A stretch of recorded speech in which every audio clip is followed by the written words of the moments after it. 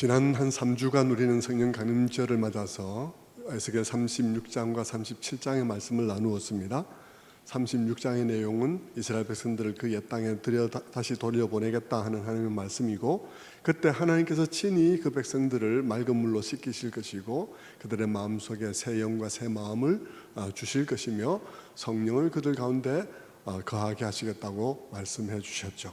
그리고 37장에서는 에스겔의 해골 골짜기의 장면을 보여주시면서 그 바짝 마른 해골, 죽은 지 오래되어서 완전히 분해가 되어진 그런 바짝 마른 해골들이 다시 살아나는 말씀과 생기의 역사에 대해서 우리가 보았습니다. 그것은 얼른 보면 이스라엘 백성들, 구약 이스라엘 백성들의 회복에 관한 약속 같아 보이지만, 그러나 우리는 그 모든 전말을 알고 있는 우리는 그 말씀이 신약 교회에 관한 말씀이라는 사실을 우리는 알고 있습니다. 하나님께서 하나님의 백성의 스토리들이, 그 역사가 그냥 이스라엘이 망한다 해서 끝나버리는 역사로 내버려 두지 아니하시고, 하나님께서는 그 역사를 다시 살려내어서 하나님의 목적을 성취해 가실 거라는 얘기인 것입니다. 하나님께서 그 교회를 일으키실 때 마치 에스겔 선지자가 그 해골 골짜기에서 말씀을 대언하고 그 생기를 향해서 대언함으로써 그 모든 살아나는 역사가 일어난 것과 같이, 신약의 교회도 하나님의 말씀과 성령의 역사에 의해서 신약의 교회가 탄생하게 되는 것이죠. 그것은 예수 그리스도를 통해서 신약 교회가 세워지는 것을 이미 예고한 얘기였습니다. 그 얘기 속에서 해골 골짜기에 선 에스겔은 예수 그리스도를 상징하는 그런 인물입니다. 어떤 점에서 예수 그리스도를 상징할까라고 묻는다면 몇 가지 점에서, 그런데 에스겔이 서 있는 그 자리가 예수 그리스도께서 탄생하신 바로 그 자리를 상징해 주고 있습니다. 그 길은 해골 골짜기였습니다. 그 수많은 사람들이 죽은 지 오래된 그런 해골 골짜기죠. 수백 년이 이미 지난 그런 시점입니다. 예수 그리스도께서 이 땅에 오신 시점이 이스라엘의 역사가 완전히 망해서 아무런 희망의 빛조차 볼 수 없는, 이미 망한 지 600년이 지난 그런 시점에 예수님께서 이 땅에 오셨습니다. 그러니까 그 BC 586년에 유다 왕국이 망하고 난 다음에 다윗 왕국이 회복된 일이 없으니까 이미 망한 지 600년 가까이 되었고, 그것을 이스라엘의 역사 차원에서 얘기하자면 해골 골짜기와 같이 된 그런 시점이 된 것이죠. 그런 시점에 예수님께서 바로 그 이스라엘에 오셨으니까 해골 골짜기에 오신 셈입니다. 마태복음 1장은 지난 주일에 말씀드린 것처럼 예수 그리스도의 나심은 이러하니라고 말씀하실 때 바로 앞에서 바벨론으로 이거한 지 14년 되었더라는 얘기를 먼저 하고 있죠. 그 14년이 600년이라는 세월입니다. 그러니까 바벨론으로 이거한 지 600년이 지나는 동안에 아무런 그 다윗 왕국의 회복의 기미가 없는 그런 가운데 예수님께서 그 땅에 오셨다는 것입니다. 이미 망해서 백골이 되어진 그런 역사 가운데 예수님께서 오셨다는 것이죠. 그리고 그런 점에서 이 에스겔의 환상과 예수님은 아주 바로 딱 연결이 되는 그런 환상인 것입니다. 그런데 그뿐만 아니라 에스겔이 그 해골 골짜기에서 한 일은 말씀을 대언하는 일이었습니다. 그런데 예수님이 그 땅에 오셨는데 예수님께서는 말씀도 하셨지만 예수님 자신이 말씀입니다. 예수님 자신이 태초부터 계신 말씀이어서 요한은 말하기를 태초에 말씀이 계시니라, 이 말씀이 하나님과 함께 계셨고 이 말씀은 곧 하나님이라 라고 증언을 했었죠. 바로 그 말씀이신 하나님이 그 이미 백골이 된 이스라엘의 역사 속에 오신 것입니다. 히브리서 1장 1절은 이렇게 요약해서 말하죠. 옛적에 선지자들을 통하여 여러 부분과 여러 모양으로 우리 조상에게 말씀하신 하나님이 이 마지막 날에는, 이 모든 날 마지막에는 아들을 통해서 우리에게 말씀하셨으니 라고 말함으로써, 옛날에는 에스겔을 통해서 말하고 예레미야를 통해서 말했지만 이 마지막에는 말씀이신 그분이 직접 오셔서 말씀하셨다라고 말하고 있는 것입니다. 뿐만 아니라 에스겔은 그 해골 골짜기에서 말씀을 대언할 뿐만 아니라 생기를 향해서 대언을 했습니다. 그런데 예수님도 이 땅에 오셨는데 예수님은 생기를 향해서 대언한 것이 아니라 예수님 자신이 생명이십니다. 예수님 자신이 생명이에요. 그래, 그런 점에 있어서 요한복음은 또 말하기를 이 예수 그리스도에 관해서 태초에부터 그분이 계셨는데 만물이 그로 말미암아 지음을 받고 그로 말미암지 않고는 아무것도 생겨진 것이 없었다고 말하죠. 그분이 바로 생명이라고 말씀하고 있는 것입니다. 그렇게 해서 예수님께서 이 땅에 오셨고, 예수님께서는 생명이시면서 또 이 땅에 생기를 가져오는 성령을 주시는 분으로서 이 땅에 오셨습니다. 그리고 예수님께서 죽으시고 부활하시고 50일 되던 날에 오순절날 성령을 보내시죠. 그 성령이 제자들의 공동체에 오고 난 다음에 제자들은 뜨거운 마음으로 밖에 나가서 복음의 말씀을 전했을 때 3,000명, 5,000명의 사람들이 주께로 돌아왔습니다. 무슨 말이겠습니까? 바로 그 해골의 역사, 바로 그 해골의 역사가 있는 현장 속에서 3,000명, 5,000명이나 되는 수많은 사람들이, 생명들이 살아나게 되었다는 사실을 보여주고 있는 것이죠. 그러니까 그 오순절 때 일어난 그 일은 바로 이 에스겔의 그 환상을 성취시킨 사건이라는 사실을 말해 주는 것입니다. 결국 예수님의 죽으심과 부활, 그리고 오순절에 일어난 그 놀라운 역사는 해골같이 된 하나님의 백성의 역사가 다시 살아났다는 사실을 말하는 것입니다. 그러나 그 다시 살아난 그들은 우리가 알다시피 오로지 유대인들이 아니라 수많은 이방인들도 섞여 있는 자들이었습니다. 그런 의미에 있어서 그들은 구약 이스라엘의 부활이 아니라 새로운 이스라엘의 발생인 것이죠. 그것은 교회였습니다. 근데 여러분, 그때 우리가 그 에스겔에서 36장 37장을 나누면서 우리가 가장 주의해야 했던 것은 무엇이었습니까? 그것은 우리가 그 본문의 말씀들을 통해서 우리가 받는 말씀의 은혜, 우리가 받는 성령의 은혜는 우리 자신의 만족을 위한, 단순히 우리 자신의 만족을 위한 은혜가 아니었다는 것이었죠. 그것은 하나님께서 이루실 목적을 위한 그런 은혜였다는 사실을 우리가 잊어서는 안 된다는 말씀을 나누었습니다. 우리가 정말 그런 각도에서 주목했어야 됐던 것은 이 에스겔의 환상이 처음부터 끝까지 한 사람의 뼈가 살아나는 이야기가 아니었다는 사실을 주목했습니다. 그것은 수많은 뼈들이 다시 살아나고, 그들이 살아나되 다른 사람이 아니라 군대로 살아났다는 사실, 그들이 살아나서 군대가 됐다는 사실을 우리가 유념해야 된다는 사실을 말씀을 드렸습니다. 그들이 군대로 살아났다는 얘기는 우리가 조금만 묵상해 보면 우리에게 강렬한 인상을 심어주는데, 그것은 뭐냐 그러면 그들이 군대로 살아났다는 것은 거기에 묻혀있는 그 뼈다귀들이 다 전쟁에서 패배한 뼈다귀들이라는 사실을 우리로 하여금 상상할 수 있게 하는 것이죠. 그들은 전쟁에서 패배해서 거기에 뼈다귀들이 다 거기 묻혀진 사람들이었습니다.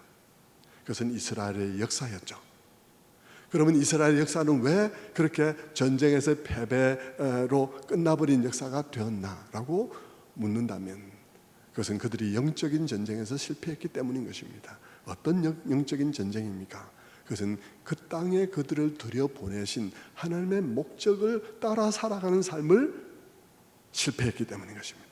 그들이 그 땅에 들여보낸 하나님의 목적을 망각하고 그 목적을 따라서 살아가는 삶을 살지 않음으로써, 그렇게 살지 않음으로써 하나님께서 진노하시게 되고, 그리고 바벨론을 보내어서 그들을 패배하게 하니까 영적인 패배가 실제적인 우리가 눈으로 보는 삶 속에서의 패배를 가져오게 된 것이죠. 그래서 그들은 바벨론에 패배하고 수많은 사람들이 실제로도 죽었고, 안 죽었다 할지라도 역사라는 의미에 있어서 그들의 역사는 죽은 역사가 되어져 버린 그런 결과를 가져오게 된 것이죠. 그런 상황 속에서 하나님께서는 마른 뼈들이 다시 군대로 세워지는 그런 환상을 보여주었다는 것은 무엇을 의미합니까? 그들을 군대로 다시 일으켰다는 말은 다시 이렇게 살아나는 그들의 역사가 싸움을 위한 역사라는 사실을 말해주는 것입니다. 군대로 일으켰다는 것은 그들이 전쟁을 위해서 일어났다는 것입니다. 어떤 전쟁이겠습니까? 그들이 싸워야 될 싸움은 어떤 싸움이겠습니까? 당연히 그 뼈다귀들이 실패했던 그 싸움인 것이죠. 성도 여러분, 그런데 여러분, 이 마른 뼈다귀들이 살아나는 이 환상이 구약 이스라엘에게서 실현되어지는 환상이 아니라 신약의 교회에서 실현되어지는 환상이라면, 그러면 이 이야기는 우리들에게 무슨 이야기가 됩니까?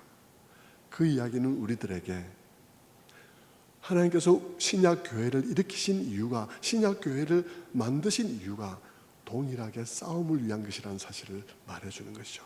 무슨 싸움요? 이스라엘 백성들이 가나안 땅에 들어갈 때 그들에게 주어졌던 목적, 그 목적을 위한 싸움을 우리도 오늘 싸워야 한다는 사실을 말해주는 것입니다. 그 싸움은 어떤 싸움이었습니까? 그 싸움은 그 가나안 땅에 이 세상과는 다른 공동체를 세우는 것이었습니다. 가나안 땅 7족속이 살아가던 삶과는 다른 공동체를 세우는 것이었죠. 그것은 이 세상과 전혀 다른 공동체를 세워서 하나님이 제시하는 가치, 하나님이 제시하는 기준을 따라서 산 사회를 만들므로 말미암아서 하나님께서 이 땅에 주시고자 하는 구원이 어떤 모양의 것인지를 조금이라도 보여줄 수 있는 공동체를 만들고자 하는 것이 하나님의 뜻이었습니다. 그래서 그 공동체를 통해서 하나님께서 장차 완성하실 하나님 나라가 어떤 공동체인지를 보여주기 위한 한 작은 공동체가 될 것을 하나님께서 목표로 했던 것입니다.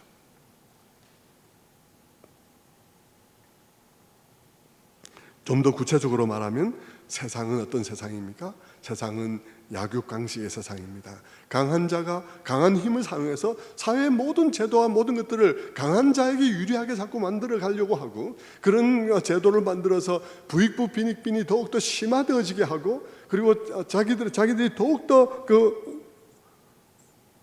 그런 현상들을 영구화해서 그렇게 해서 확보한 힘과 그렇게 해서 확보한 재물을 가지고 약한 자를 억압하고 수탈하고 가지지 못한 자 앞에서 과시하고, 그래서 상대방이 기가 죽고 힘들어하면 그것에 쾌감을 느끼면서 자기는 다른 존재라고 생각을 하고 너하고 나하고는 다른 거야 이렇게 얘기를 하면서 남들이 고통당하고 힘겨워하고 절망하는 가운데 나는 다행이다 이렇게 얘기를 하면서 막 그렇게 살아가는 세상입니다. 그저 내 한 몸 안 다치는 것뿐이고, 남이 어떻게 되든지 간에 우리 집만 그냥 막 엄청나게 값이 오르면 다인 그것으로 행복해하고 그것으로 기뻐하고 그것이 하나님의 은혜라고 생각하는 그런 세상이죠. 세상은 그렇지만 하나님께서는 이 공동체를 다르게 만들기를 원한 것입니다. 그 공동체에서는 힘 있는 자가 힘 없는 자를 섬기고 가진 자가 가지지 않은 자를 돌보는 그런 공동체인 것이죠. 세상은 우리에게 있는 조그마한 차이, 그것이 뭐 피부 빛깔의 차이든 언어의 차이든 문화의 차이든 조그마한 차이를 가지고 차별을 만들어내고, 그래서 너와 나 사이에 장벽을 만들고 우리끼리라는 어떤 그런 집단을 만들고, 그렇게 해서 그 힘을 만들어서 힘이 약한 자들을 억압하려고 하는 그런 세상이지만, 이 공동체는 모든 차별을 감수하고 수용하고 받아들여서 그 차별을 가지고 오히려 아름다운 모자이크를 만들어내서 하나님 앞에 놀라운 인류의 작품을 만들어내는 공동체, 그런 공동체가 만들어지기를 하나님께서 원하신 것이죠. 그런데 그 목적에 그들이 실패했던 것입니다. 그런데 하나님께서 그들을 다시 군대로 일으키는 거예요. 하나님께서 그 꿈을, 그 계획을 포기하지 않으신 것입니다. 성도 여러분, 그렇다면 하나님께서는 왜 그 꿈에 집착을 하실까요? 왜 하나님께서는 끊임없이 그 꿈을 포기하지 않고 계속해서 그것에 집착할까요? 하나님께서 그렇게 집착하는 이유는 한 가지입니다. 그것은 바로 그것이 하나님이 세상을 구원하는 전략이요, 하나님이 세상을 선교하는 전략이기 때문인 것입니다. 하나님의 선교 전략에 있어서 교회라는 이 공동체는 바로 그런 의미에서 너무나 중요한 거예요. 왜냐하면 이 교회라는 공동체를 통해서 하나님께서는 이 세상, 이 절망에 빠진 세상 속에 빛을 비추기를 원하는 것입니다. 어떤 빛요? 이 세상은 이 이기적인 사람들의 생각과 죄로 말미암아 모든 관계들이 망가지고 타락한 마음들은 조금이라도 그것을 다른 사람들에게 타락한 마음들은 자기가 가진 것으로 끊임없이 자랑하며 다른 사람들에게 그것이 고통이 됨에도 불구하고 끊임없이 자기의 만족과 안위를 추구하고 자기 혼자 살면 된다는 방식으로 살아가죠. 그렇게 살아가죠. 그래서 사람들은 피부의 차이, 언어의 차이, 문화의 차이, 그다음 민족의 차이, 가지고 가지지 못한 것, 그리고 이데올로기 차이, 온갖 것으로 장벽을 만들어내고 갈등하며 그렇게 살아가죠. 그래서 그런 가운데서 살아가는 사람들, 나는 없어, 나는 소수민족이야, 나는 이게 이방 땅이야, 많은 사람, 나는 우리 부모가 없어, 나는 혼혈이야, 우리 사회에서.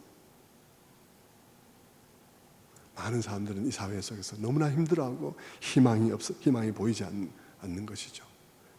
그런데 그런 세상을 향해서 하나님의 공동체가 그 모든 차이를 극복하고 모든 차이를 수용해서 사랑하고 하나의 아름다운 모자이크를 만들어내는 그런 공동체가 됨으로써 이 절망 가운데서 절망하고 있는 세상 속에 희망의 빛을 비추는 공동체가 되는 것, 그것이 하나님께서 교회를 향해서 가지고 계신 뜻인 것입니다. 그런 방식으로 하나님께서 장차 완성하실 그 나라의 분양 모델 하우스로서 교회를 만들어내신 것이죠. 그런 점에 있어서 이 교회는 하나님의 선교 전략에 있어서 굉장히 중요한 핵심적인 그런 도구인 것입니다. 그렇게 보면 여러분, 이 교회가, 우리 교회가 선교하기 위해서, 어떤 교회든지 선교하기 위해서 그 교회에게 가장 중요한 것이 무엇이겠습니까? 그 교회에게 가장 중요한 것은 단기 선교를 수많은 사람들이 가는 게 우선 중요한 게 아니고요, 선교 활동들을 많이 하는 게 중요한 것이 아니라 우리의 마음이 바로 그런 하나님의 마음을 반영한 선교적인 존재가 되어야 하는 것입니다. 우리 가운데 모든 차이를 극복할 수 있는 마음의 준비가 되어야 하는 것이죠. 우리 가운데 있는 있고 없음의 차이들, 그리고 배우고 배우지 못한 것의 차이들, 그리고 얼굴의 차이, 때로는 민족의 차이, 그런 차이들을 극복하는 마음들이 우리에게 필요한 거예요. 세상 속에서는 사람들은 그냥 수단과 방법을 가리지 않고 승리하는 존재가 되려 하지만 우리는 세상 속에서 그렇지 아니하고 누군가에게 복이 되려는 존재가 되려는 마음이 있어야 그 다음에 선교가 가능한 것이죠. 그런 존재가 되는 것이 내가 이 세상에 존재하는 존재의 목적이다 하는 것을 내가 받아들이고, 내게 어떤 지위가 주어지고 내게 어떤 권한이 주어질 때마다 내가 이 지위에 있는 이유, 내가 이 권한을 가진 이유가 누군가에게 복이 되는 일이어야 할 텐데, 나는 어떤 면에서 내가 이 지위에 있을 때 누군가에게 복이 될 수 있을까라고 생각하는 사람들이 되어질 때 우리는 비로소 선교가 가능한 것입니다. 그렇지 않고 내가 그럴 마음이 전혀 없이 하나님의 마음과 동떨어지게 내가 가서 단기 선교 가서 뭘 한다 그러면, 수많은 단기 선교 가는 사람들이 그렇듯이 가서 우월한 입장에서 좀 못 사는 사람들 앞에 가서 과시하고 내리다보고 오게 되는 것이죠. 성도 여러분, 내게 주어진 지위, 내게 주어진 어떤 권한이 누구에게 갑질할 기회가 아니라 내가 누군가에게 복이 될 기회인 줄로 인식하고, 그 지위와 그 직책 속에서 만난 수많은 사람들의 상황을 곰곰이 살펴보면서 내가 만난 그 사람에게 내가 이번에 어떻게 복이 될 수 있을까, 내가 그렇게 부름받고 있는 것은 아닐까라고 생각하는 것, 그것이 하나님의 교회 공동체에 속해 있는 사람들에게 가져야 할, 그들에게 있어야 할 기본적인 마인드인 것입니다.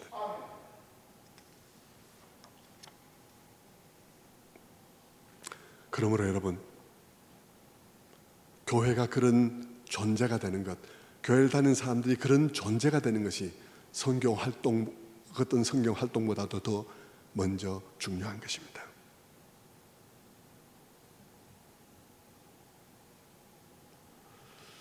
성도 여러분, 물론 여러분, 우리가 그런 존재가 된다고 해서 세상이 쉽게 달라지는 것은 아닙니다. 세상은 여전히 약육강식의 세상일 것이고, 세상에는 여전히 부익부 빈익빈이 계속되어질 것이며, 세상에는 여전히 가난한 자들이, 이방인들이 존재할 것이지만, 그러나 여러분, 그럴지라도 우리는 좌절하고 낙심하지 아니하고 교회만이라도 다른 존재가 되어져서 미래에 하나님께서 완성하실 그 모든 나라, 모든 민족의 공동체가 어떤 공동체일 것인지를 지금 여기서 이 공동체를 통해서 조금이나마 보여주는 것으로서 존재하는 것이 교회인 것이죠. 그렇게 조금이나마 보여줌으로써 세상에 빛이 되어지는 공동체, 그것이 교회가 부름받은 목적인 것입니다. 그러므로 여러분, 하나님의 선교 전략에 있어서 교회는 너무나 중요한 것입니다. 그러니까 하나님께서 교회가 그렇게 되는 것을 포기할 수가 없는 거예요. 그래서 하나님께서 끝없이 거기에 매달리는 것입니다. 그러므로 여러분, 우리가 성경 속에서 하나님께서 끝없이 그것을 중요하게 생각하고 우리가 어떤 마인드를 가진 사람이 되며 우리가 어떻게 어떤 존재가 되어져야 하는지에 대해서 성경이 끊임없이 말하며 우리 공동체가 어떤 공동체가 되어야 되는지를 성경이 끊임없이 말하고 있다면 우리는 우리 자신들에게 이 시간 물어봐야 되는 것입니다. 우리의 삶을 점검해야 되는 것이죠. 여러분 자신에게 한번 물어보십시오. 여러분이 지금까지 살아오면서 여러분은 누군가로부터 당신 때문에 제가 살았습니다 라는 말을 들은 적이 있습니까? 내가 그때 너무나 힘겨웠는데 그때 집사님, 권사님, 장로님, 그때 장로님 때문에 제가 살았습니다 라고 말하는 일이 있었습니까?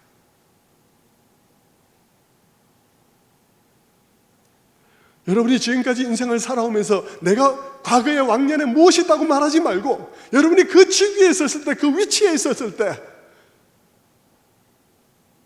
누군가에게 복이 되는 일을 했냐고요. 누군가가 여러분 때문에 여러분 일평생 살아오면서 단 한 명이라도 여러분에게 당신 때문에 내가 살았다고 말하는 사람이 없었습니까? 만약 없었다면 여러분은 여러분에게 주어진 모든 지위와 여러분에게 주어진 모든 물질과 모든 것을 오롯이 여러분 자신만을 위해서 썼습니까? 돌아봐야 하는 것입니다. 하나님의 교회는 그렇지 않다는 것입니다.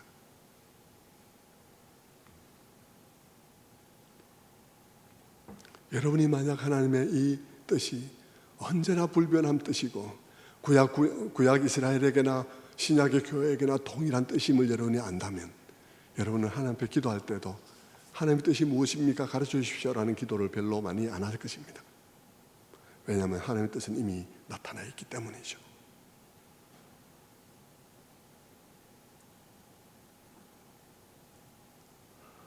여러분의 기도는 훨씬 좁혀져서 하나님께서 하라는 뜻은 분명한데 그 일을 내가 어떻게 할까요? 하는 범위로 좁혀질 것입니다. 성도 여러분, 우리가 무슨 이야기를 하던 중이었죠? 군대로 살아났다는 이야기를 함께 나누고 있는 중입니다. 왜 군대로 살아났는가? 전투를 하기 위해서 군대로 살아났습니다. 어떤 싸움입니까? 그것은 이스라엘 백성들이 처음 그들에게 주어졌던 목적,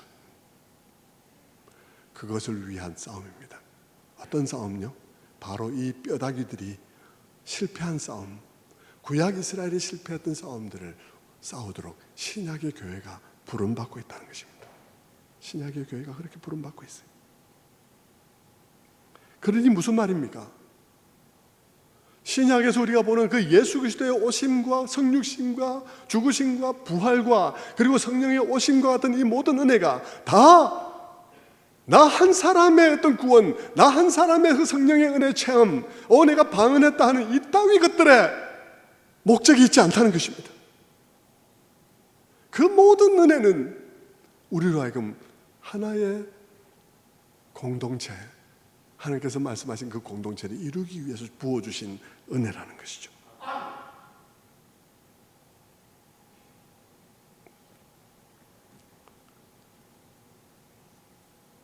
그것은 우리로 하여금 우리 한 개인이 예수 믿고 천당 가라는, 예수 믿고 천당을 위해서 주신 구원이 아니에요.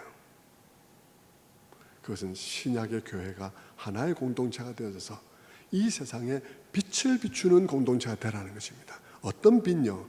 장차 하나님께서 이루실 그 구원, 그 구원의 나라가 어떤 나라인지를 그림자로나마 비추어 줄 수 있는 교회가, 공동체가 되라고 부름받은 것입니다. 세상은 너무나 어둡기 때문에 그 나라처럼 우리가 완전하지 않고 우리 가운데 많은 부족과 허물이 있어도 그 나라의 그림자이지만 캄캄한 세상 앞에서는 빛이 될 수 있는 그런 존재가 교회인 것이죠.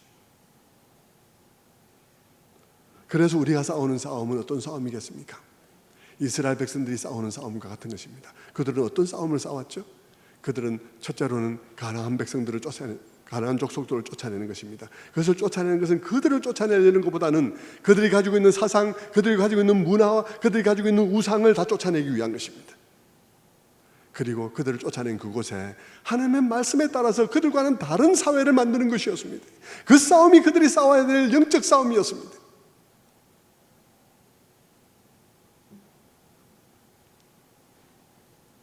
그러니까 여러분, 하나님께서는 하나님의 백성들에게 요구하는 것이 무엇입니까? 그들이 철저히 그 싸움을 싸우기를 요구했죠. 그럼 하나님께서 요구하는 것은 무엇입니까? 이 세상을 뒤집어 엎으라는 것이 아니라 우리 안에를 뒤집어 엎으라는 것입니다. 우리 안에 있는 가나안, 우리 안에 있는 세상, 우리 안에 있는 우상 숭배를 철저하게 쫓아내라는 것입니다. 그리고 우리 안의 생각들을 바꾸어서 세상과 전혀 다른 생각들을 가진 사람들의 모임들이 되도록 하라는 것이죠.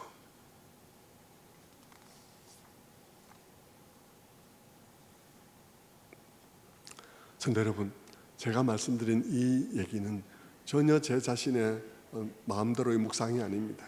제가 성경 말씀을 긴 설교를 드리면서 성경 말씀을 많이 여러분에게 제시하는 것, 그 제시하는 것도 여러분이 알아들을 만큼 이것이 일관된 흐름이 있다는 사실을 여러분에게 제시하신 이유는 제시하는 이유가 뭐겠습니까? 제가 설교를 길게 하고 싶어서 길게 하는 게 아닙니다. 저도 25분 하고 싶어요. 저도 25분 설교하고 싶습니다. 그런데 여러분, 제가 이렇게 안타깝게 성경을 줄줄이 깨서 말씀을 드리는 이유는 이게 제 말이 아니라는 것입니다. 제 상상이 아니에요. 하나님이 말씀하시고 끊임없이 하나님께서 말씀하신 말씀이라는 것입니다. 여러분, 이것은 정말 성경의 일관된 얘기입니다. 어떻게 우리가 그것을 볼 수 있을까요? 출애굽기 19장 20장을 보면 여러분, 시내산 아래 모여있는 이스라엘 백성들을 봅니다. 그때 모세는 이 시내산 위에 올라가서 하나님께 계명을 받아서 내려옵니다. 그리고는 거기에 서서 그 아래 서 있는 많은 사람들에게 말씀을 전하죠. 그때 모세가 어디에 섰을까요? 모세가 조금 언덕 위에 올라서지 않았겠습니까? 이스라엘 백성들이 수많은 사람들이 거기 있으니까 보이려면 좀 높은 곳에 가서 섰을 것입니다. 그리고 말씀을 전하죠. 언약을 체결하고 하나님의 말씀을 전했습니다. 그 말씀들은 이스라엘 백성들이 다 어떻게 살아야 될지에 대한 말씀이면서 또 그들이 어떤 존재인지, 무엇을 위한 존재인지를 정체성에 관한 얘기였습니다. 그때 하나님께서는 모세를 통해서 말합니다. 출애굽기 19장 5절부터 6절의 말씀에 세계가 다 내게 속했는데 너희가 내 말을 잘 들으면 너희는 나의 특별한 소유가 될 것이다. 그리고 너희가 대제사장 백성이 되고 제사장 나라가 될 것이다. 거룩한 백성이 될 것이다 하고 하나님께서 말씀하시죠. 특별한 소유, 거룩한 백성, 다시 말하면 구별된 백성이라고 말씀하셨습니다. 무엇을 위해서 구별되었나요? 무엇을 위해서 특별한 소유가 되었나요? 바로 그런 목적을 위해서, 세상을 구원하는 선교 전략을 위해서, 이 공동체만이라도 그런 공동체가 되어져서 세상 속에 희망의 빛을 던지기 위한 공동체가 되게 하기 위한 도구로서 구분했다는 뜻이죠. 그런 율법을 주셨던 그 하나님께서 이스라엘 백성들이 40년 후에 요단강 건너편 모압 평지에 그들이 이르렀을 때에 하나님께서 모세를 통해서 다시 한번 그들에게 말씀해 주십니다. 그 긴 말씀 중에서 한 절을 여러분에게 읽어드리겠습니다. 그 한 절은 우리가 무엇을 위해서 노력해야 되는지를 보여주고 있는 것입니다. 그 한 절이 뭡니까? 신명기 15장 11절의 말씀이에요. 제가 읽어드리겠습니다. 땅에는 언제든지 가난한 자가 그치지 아니하겠으므로 내가 내게 명령하여 이르노니 너는 반드시 내 땅 안에 내 형제 중 곤란한 자와 궁핍한 자에게 손을 펼지니라. 이 말을 가만히 음미해 보십시오. 땅에는, 첫 부분, 땅에는 언제든지 가난한 자가 그치지 아니하겠으므로, 첫 부분, 땅에는 언제든지 가난한 자가 그치지 아니하겠으므로, 하나님께서는 분명히 말씀하십니다. 이 세상 안 변해요. 이 세상 그렇게 호락호락하게 변하지 않습니다. 땅에는 언제든지 가난한 자가 있을 것입니다. 그러니까 이제 어떻게 해야 되겠습니까? 우리의 반응은 여러 가지로 나올 수 있죠. 그러니까 그냥 하지 말라고, 그냥 우리끼리 살으라고, 세상 안 변해, 뭐 이렇게 얘기도 할 수 있을 것입니다. 그러나 하나님의 명령은 뭡니까? 하나님은 내가 내게 명령하여 이르노니 너는 반드시 내 땅 안에 내 형제 중에 곤란한 자와 궁핍한 자에게 손을 펴지니라. 세상에는 가난한 자가 그치지 아니할 거야. 세상은 안 변할 거야. 그럼 하나님께서 요구하신 건 뭐냐? 그러면 세상 놔두고 일단 세상 뒤집어 엎으려고 난리치지 말고 일단 너부터 네 공동체 안에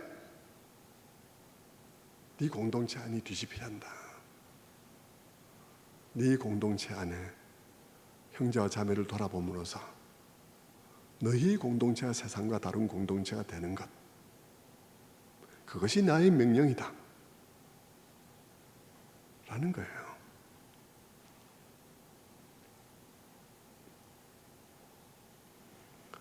너무나 중요한 말씀이죠. 그것은 우리들에게 이 사회 속에서 막 폭력적인 어떤 행동을 하는 것에 대해서 한계를 긋습니다. 우리가 사회 활동을 하지만 그 한계가 무엇인지를 성경은 그어주고 있죠. 그러면서 그보다 더 급선무로 우리에게 있어야 될 일이 무엇인지를 성경 우리에게 말해주고 있습니다. 제가 이미 지지난주에 말씀드린 것하고 같습니다.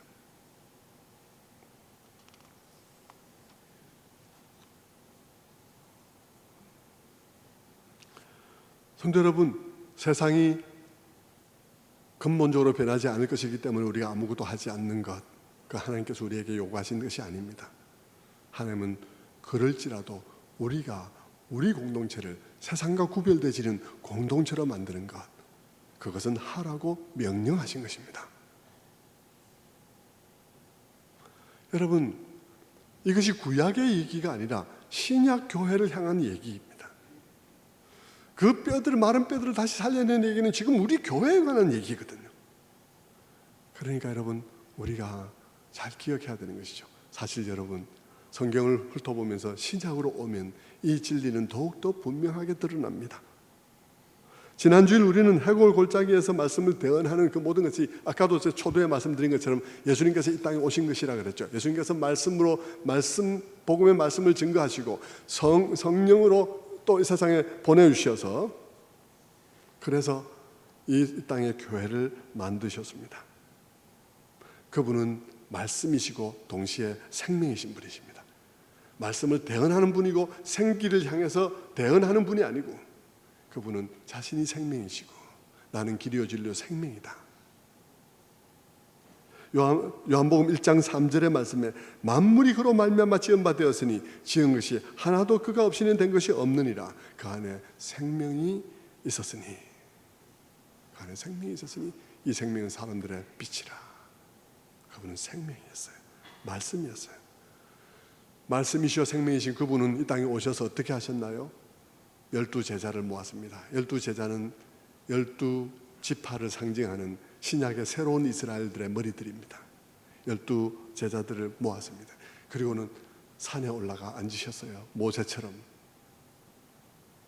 그리고는 입을 열어 가르쳐 가라사대 산상수훈이 시작됩니다.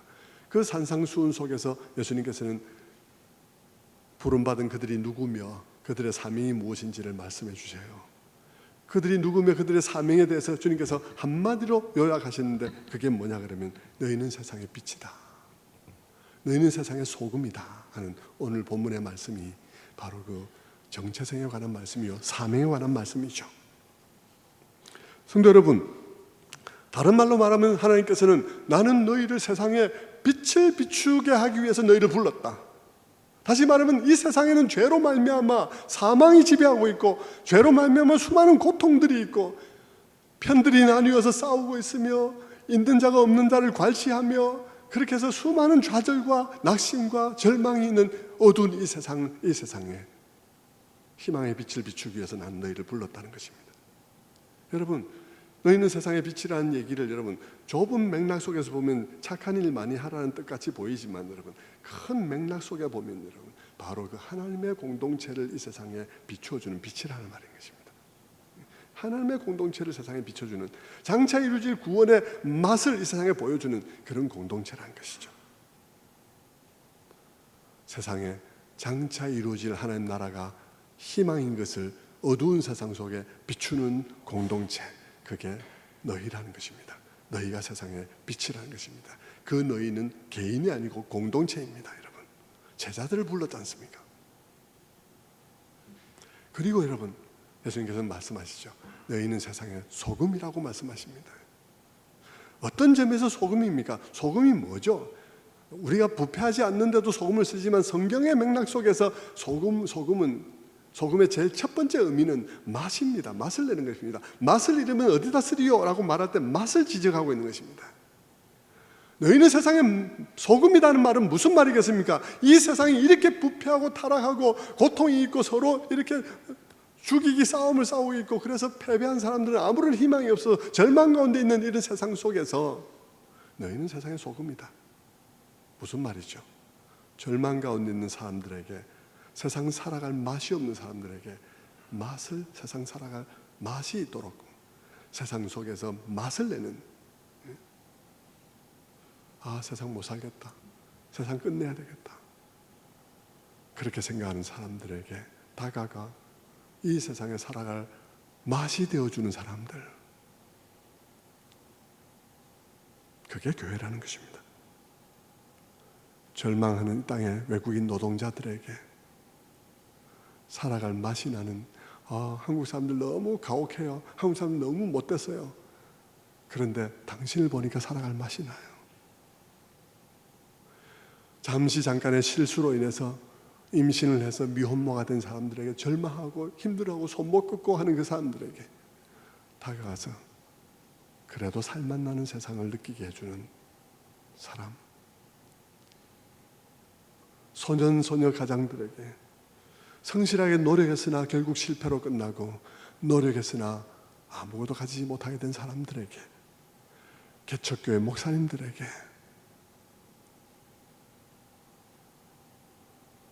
살아갈 맛이 나게 하는 사람, 이 세상의 희망이 아니라 오는 세상 하나님 나라의 희망이 있어 그 빛을 비춰주는 사람, 그런 빛, 그런 소금, 그것이 우리가 부름받고 있는 자리입니다.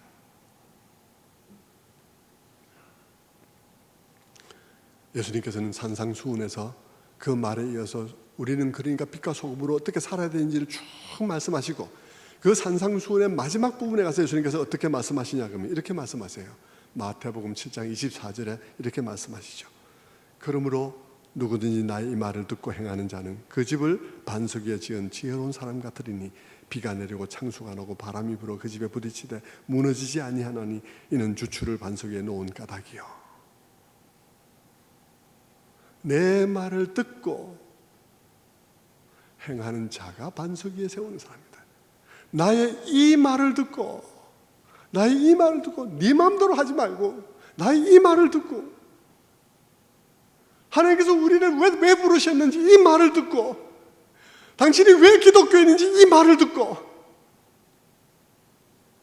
반응하며 살아가는 사람이 반석 위에 집을 세우는 사람인 것입니다. 성경은 쥐뿔도 모르고 하나님 말씀 안 듣고 내가 생각하기에 옳은 것을 위해서 것을 하면서 교회는 다니기만 하는 사람, 그 사람은 반석 위에 짓는 것이 아니죠. 그 사람도 짓기는 짓습니다. 모래 위에 짓는 것이죠. 주님께서는 그 모든 산상수훈을 가르치시고 난 다음에 세상 속에 나가셔서 친히 삶으로 빛과 소금의 삶을 보여주었습니다. 그의 삶은 어떤 특징이 있나요? 가난하고 힘겨운 사람들, 소외된 사람들을 찾아가는 특징이 있었습니다. 여러분, 예수님 당시에는 사마리아 사람들은 사람 취급을 받지 못했습니다. 그들은 개만도 못하게 여겨졌습니다. 얼마나 그들하고 상종하는 것을 싫어하면, 유대 지역에서 갈릴리로 가려고 하면 그냥 바로 올라가지 않고 요단강을 건너서 모압 지경으로 올라가서 갈릴리 다 올라가서 다시 요단강을 건너오는 방식으로 사마리아 지역을 피했습니다. 그러나 예수님은 어떻게 사셨나요? 예수님은 수가성 우물가에 사마리아 여인을 만나기 위해서 여러분 사람들이 만들어 놓은 그 편견과 차별과 그 모든 장벽을 거슬러서 그것을 가로질러서 수가성으로 사마리아로 직행하셨습니다. 거기서 이방 여인과는 대화가 안 되도록 그렇게 모든 관습들이 그렇게 되어 있었지만 그 관습을 거슬러서 이방 여인을 만났습니다. 그리고 복음을 전했죠. 유대인들은 죄인과 세리들을 상종하지 않았지만 예수님은 그들과 친구가 되어서 식탁에 교제를 했습니다. 그리고 예수님은 부활하셨을 때 여성을 첫 번째 증인으로 세워주셨습니다. 그렇게 하심으로써 당시의 여성에 대해서 철저하게 소외시켰던 당시의 모든 문화와 차별을 거슬러서 가셨습니다. 가로질러 가셨습니다. 그 예수 그리스도께서는 승천하시기 전에 제자들에게 성령이 오시기를 기다리라고 말하면서 성령이 오면 너희가 예루살렘과 온 유대와 사마리아와 땅끝까지 이르러 내 증인이 되리라고 말씀하심으로써 그들에게 예루살렘을 넘어서고 유다를 넘어서고 사마리아를 넘어서서 땅끝까지 가도록 하나님께서 예수님께서 그렇게 요청하셨죠. 예수님은 세상이 하나가 되어서 그리스도 안에 있기를 원하셨습니다. 우리가 만들어내는 모든 차별들이 차별의 이유가 되지 않기를 원하셨죠. 차별의 이유가 되지 않는 공동체가 되기를 원하셨죠. 그래서 예수님께서는 요한복음 17장 9절에서 그렇게 말씀하십니다. 내가 그들을 위하여 비옵나니 내가 비옵는 것은 세상을 위함이 아니요 내게 주신 자들을 위함이니이다. 그들은 아버지의 것이로소이다. 나는 세상에 더 있지 아니하오나 그들은 세상에 있사옵고 나는 아버지께로 가옵나니 거룩하신 아버지여 내게 주신 아버지의 이름으로 그들을 보존하사 우리와 같이 그들도 하나가 되게 하옵소서. 그들도 하나가 되게 하시옵소서. 요한복음 17장 21절에는 그렇게 말씀합니다. 아버지여 아버지께서 내 안에 내가 아버지 안에 있는 것 같이 그들도 다 하나가 되어 우리 안에 있게 하사 세상으로 아버지께서 나를 보내신 것을 믿게 하옵소서. 많은 차이가 만들어내는 많은 차별, 갈등에도 불구하고 그들이 다 하나 되어져서 아름다운 하모니를 이루고 아름다운 모자이크를 만들어낸 형형색색의 그런 조각들로 모자이크를 만들어낼 때 사람들은 그것을 보면서 하나님께서 자기 아들을 보내셔서 그들을 위해서 피 흘려 주셨기에 그 은혜에 감동한 자들이 그와 같이 했다는 사실을 비로소 알게 되는 것이죠. 예수님께서는 이 공동체가 그 역할을 하기를 기도하셨던 것입니다. 그런 후에 예수님께서는 부활 승천하셔서 오순절 날에 성령을 보내십니다. 성령을 보내시자 어떤 일이 일어납니까? 많은 사람들이 회심했습니다. 죽은 영혼들이 살아났습니다. 3,000명, 5,000명이 살아났죠. 그리고 그들이 공동체를 만들었습니다. 어떤 공동체가 되었나요? 우리가 지난주에 살펴본 대로 사도행전 2장에 있는 대로 2장 44절 믿는 사람이 다 함께해서 모든 물건을 서로 통용하는 그런 하나님의 놀라운 공동체가 형성이 되었습니다. 성령에 의해서 빚어진 교회, 성령에 의해서 처음 만들어진 교회의 모습이 그러했다는 사실은 우리들에게 교회의 지향점을 보여주고 있는 것입니다. 그들은 서로 사랑하는 공동체가 되었습니다. 그들은 물질의 종된 자리에서 벗어나서 이제는 물질의 주인이 되었습니다. 물질을 우상숭배하지 않았고 이제는 물질의 주인이 되어서 물질을 자유롭게 사용하는 자들이 된 것을 우리는 이 공동체의 모습 속에서 보게 되는 거죠. 그러나 여러분, 예루살렘의 교회는 아직도 완전한 것이 아니었습니다.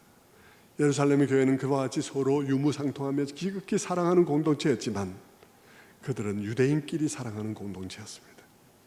그들은 유대인들끼리 사랑하는 공동체였죠. 하나님께서는 그들의 공동체의 미흡함을 아시고 그들을 핍박을 통해서 흩어버렸었습니다. 그리고 그들이 다 흩어져서 이방 땅에 가서 그들이 교회를 세웠습니다. 세울 때 안디옥 교회와 같은 교회가 생기게 된 것이죠. 그곳에는 아프리카 사람, 로마 사람, 유대 사람, 안디옥의 사람 이런 사람들이 모여서 국제적인 교회를 만들었습니다. 국제적인 공동체가 만들어졌죠. 그리고 놀랍게도 그 안디옥 교회는 골수 유대주의자인 바울을 불러서 선교사로 파송하는 놀라운 일을 일으키게 되는 것입니다. 골수 분리주의자, 골수 유대주의자 바울, 그의 자랑이 무엇이었습니까? 그의 자랑은 나는 바리새인 중에 바리새인이요, 히브리인 중에 히브리인이요, 유대인 중에 유대인이요, 나는 8일 만에 할례를 받았다, 나는 베냐민 지파다, 이런 게 그의 자랑이었습니다. 그의 자랑을 보십시오. 그는 아주 사소한 것까지 하나하나를 가지고 다 나와 남을 구분짓고 있습니다. 너 8일 만에 할례 받아서, 나 8일 만에 할례 받았어. 너 베냐민 지파야, 나 베냐민 지파야. 너 히브리인이야, 나는 히브리인 중에 히브리인이야. 나는 바리새인 중에 바리새인이라고. 그는 모든 면에서 그의 모든 것으로 다른 사람과 자기를 구분짓는 그런 사람이었습니다. 그런데 그런 골수 분리주의자인 바울을 하나님께서는 이 국제적인 공동체인 안디옥 교회의 후원을 통해서 선교사로 파송을 했던 것입니다. 놀라운 일이 일어난 것이죠. 바울은 그의 그런 아주 고집스러운 그런 분리주의적인 생각들은 거기서 다 무너지는 것입니다.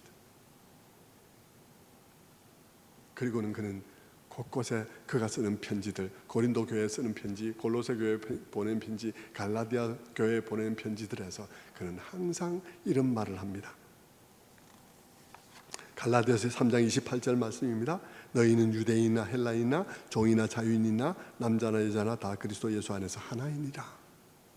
골로새 교회에도 편지를 합니다. 3장 11절에 거기에는 헬라인이나 유대인이나 할레파나 무할레파나 야만인이나 수구디아인이나 종이나 자유인이나 차별이 있을 수 없나니 오직 그리스도는 만유시요 만유 안에 있느니라. 고린도 교회 편지 쓸 때도 그랬습니다. 12장 13절에 우리가 유대인이나 헬라인이나 종이나 자유자나 다 한 성령으로 세례받아 한 몸이 되었다 라고 말을 했습니다. 성도 여러분, 이게 하나님께서 교회를 세운 목적입니다. 세상의 모든 차이와 차별을 극복하고 세상의 희망의 빛을 비추는 것, 그리고 세상 속에 살아갈 맛이 나게 하는 것, 그것이 하나님의 백성들을 부르신 하나님의 목적이죠. 일부 예배 때는 말씀 안 드렸습니다만은 한 2, 3분만 더 말씀드리겠습니다. 그들은 어떻게 그런 백성들이 되었을까요? 그들에게 주어진 새 마음과 새 영이 주어진다고 했는데, 그들을 깨끗하게 씻기시고 새 마음과 새 영을 준다고 했는데, 그들은 어떤 마음과 영을 받은 자들일까요? 그것을 예수님께서는 산상수훈 첫머리에서 말씀하십니다. 예수께서 산에 올라가 앉으시니 제자들이 나온지라 입을 열어 가르쳐 가라사대 참으로 복이 있는 자로다 너희 심령이 가난한 자여. 그들은 심령이 가난하게 된 자들입니다. 정말 행복한 자구나 너희 애통하는 자들이여. 그들은 너무 자신이 아무도 갖춘 것이 없고 하나님 앞에 내어놓을 것이 없어서 하나님 앞에 설 수 없는 자인데 너무나 놀라운 은혜를 입은 자인 걸 알아서 그들은 애통하는 자들입니다. 그래서 그들은 그렇게 애통함으로 인하여서 그들의 마음이 온유하게 된 자들이죠. 온유한 자는 복이 있나니 그들은 온유하게 되었습니다. 성도 여러분, 하나님 앞에 내가 받은 바 은혜를 알고 내가 어떻게 못난 자인데 나에게 하나님께서 어떤 은혜를 주셨는지를 알아서 내가 얼마나 그 앞에서 가난한 자이고 내가 그 앞에서 얼마나 그것 때문에 애통해야 되는 자인데 내가 그것으로 인해서 애통할 때 하나님께서 천국이 네 것이다, 네가 위로를 받을 것이다, 네가 땅을 얻을 것이다 라고 말씀하시며 우리에게 복을 주신 그 은혜를 체험한 자들, 바로 그 복된 사람들의 바로 그 복된 마음들, 겸허하고 가난하고 애통하며 의에 줄이고 목마른 마음이 하나님께 주신 새로운 마음이요 새 영과 새 마음이 것입니다. 그 마음으로 서로를 바라보니 우리의 모든 차이들이 극복되는 것이죠. 나를 사랑한 만큼이나 사랑한 그 사람, 나를 사랑한 만큼이나 사랑한 저 얼굴이 검은 사람, 나를 사랑한 만큼이나 사랑한 저 가난한 사람, 그렇게 된 것이죠. 성도 여러분, 하나님께서는 이런 교회를 이루시기를 원하신 것입니다. 말씀을 맺겠습니다. 저는 여러분 요즘 마음이 매우 안타깝습니다. 안타까운 것은 제가 이제 사역을 한 6년 정도밖에 안 남았더라고요. 사역을 다 마쳐가는 것이 안타까운 게 아닙니다. 제가 정말 안타까운 것은 사역을 마쳐가는데 하나님께서 이렇게 위대하고 영광스러운 교회를 우리에게 허락하시고 그렇게 계획하셨는데 그런 교회를 제대로 경험하지 못하고 사역을 마친다는 일이 원통한 것입니다. 여러분은 원통하지 않습니까? 여러분이 일생도록 교회 생활을 한 것이 교회 왔다 갔다 하는 것이 전부였다는 사실이 원통하지 않나요? 저는 원통합니다. 하나님께서 우리들에게 그런 교회를 경험하도록 우리에게 허락하셨는데 우리가 이런 교회밖에 경험하지 못한다는 사실이 원통합니다. 여러분, 진정한 교회를 보고 나면 그렇지 못한 교회에 대한 흥미가 사라집니다. 여러분, 저는 우리 교회가 괜찮은 교회라고 생각했어요. 여러분도 우리 교회가 괜찮은 교회라고도 생각하는 것 같아요. 그런데 여러분, 오디오를 살 때요, 집에 있는 오디오보다 더 높은 더 품질이 좋은 오디오를 가서 한 번만 들으면 내가 그 다음에 내 예산에 맞추어서 오디오를 살 수가 없습니다. 진짜 명품의 소리를 듣고 나면 그 다음에 오디오는 살 수가 없어요. 진짜 교회를 보고 나면 현재의 교회에 만족할 수 없을 것입니다.